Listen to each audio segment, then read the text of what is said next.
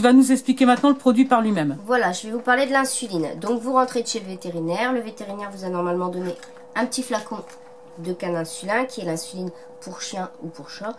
Ça marche pour les deux. Donc ce petit flacon, toujours au frigo.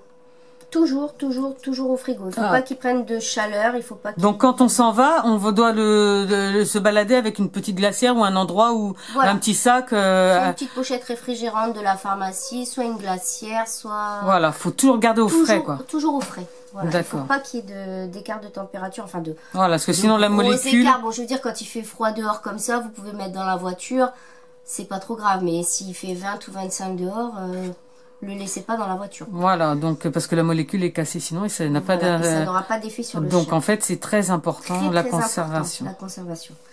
Donc pour utiliser le produit, vous le prenez entre vos deux doigts comme ça. On répète jamais assez. Vous retournez doucement.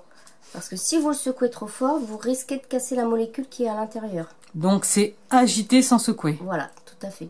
Et donc ensuite, vous avez les seringues que vous a fourni certainement le vétérinaire. Ça dépend ce qu'il vous a donné. Bon, parfois, il y a les seringues à caninsulin. Mais moi, j'ai changé parce que souvent, ils sont en rupture de stock. Donc, on est un peu embêté.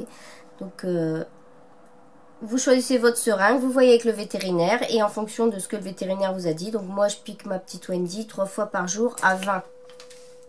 Donc, insuline. Je mets l'insuline tout doucement. Jusque 30 ou 40. Ensuite, je repousse jusque 20.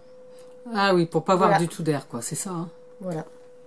Et là, c'est prêt à injecter. Wendy, viens. Alors, ça a l'air de rien, mais c'est vraiment des choses qui vous simplifieront la vie. Parce qu'en fait, la piqûre peut être totalement inefficace si le produit n'est pas bon. Il y a plein de gens qui, malheureusement, sont obligés de passer à l'insuline humaine parce que le caninsulin ne fonctionne pas juste pour des petites choses comme ça. Soit ça n'a pas été au frais, soit c'est pas mélangé comme il faut, soit c'est pas injecté comme il faut. C'est fou. Hein.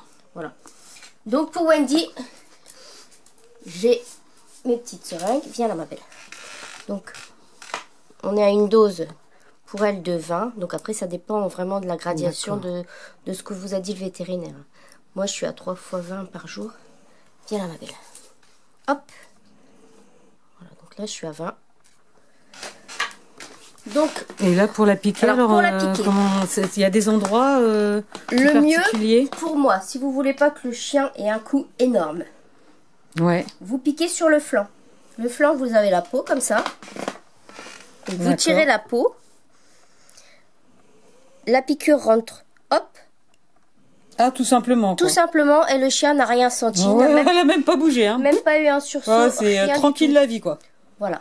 Là, ça la perturbe pas, hein, du tout. Voilà, alors que si vous piquez dans le cou, c'est très difficile sensible. Parce que c'est très sensible. Après, ça leur fait des boules, des choses qui leur font mal. Ça a l'air d'aller.